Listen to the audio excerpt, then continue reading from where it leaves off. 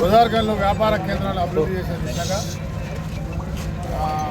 పని ప్రారంభమై ఫస్ట్ ఫ్లోర్లో వేసేటువంటి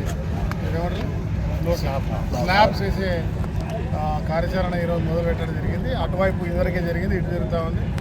దశల వారీగా అన్ని ప్రాంతాల్లో కూడా జనవరి నుంచి ఫిబ్రవరి మార్చి వరకు, రెండవ దశ ఫిబ్రవరి నుంచి చివరి సంవత్సరం ఎండు వరకు పూర్తి చేసే దిశగా ప్రణాళికబద్ధంగా ముందుకు పోతా ఉన్నాం. మరోసారి రామగుండం ప్రజలందరూ కూడా చెప్తాం, రామగుండం నవ నిర్మాణం వ్యాపార కేంద్రం, వైద్య కేంద్రంగా, విద్యా కేంద్రంగా, ఉద్యోగాల కేంద్రంగా ఒక ఇండస్ట్రీస్ తీసుకొచ్చే ప్రయత్నంలో అత్యద్భుతంగా వాడన రోడ్లు, నీళ్లు సమస్య లేకుండా, లైట్లు అన్ని సమస్యలు లేకుండా అద్భుతమైన నగరంగా తీర్చిదిద్దబోతా ఉన్నాం.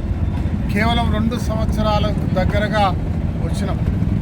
అనేక సార్లు చెప్పినాం, అభివృద్ధే మా లక్ష్యం. ఒక పటిష్టమైన నిర్ణయంతో, ఒక అంకుటిత దీక్షతో, ఒక ప్రణాళికబద్ధకంగా, ఒక సంకల్పంతో ముందుకు పోతాం. ఈ అభివృద్ధి చాలామంది సామాన్య ప్రజలందరూ కూడా దీన్ని, ఈ ప్రాంతంలో నివాసం ఉండే కార్మిక బంధువులు,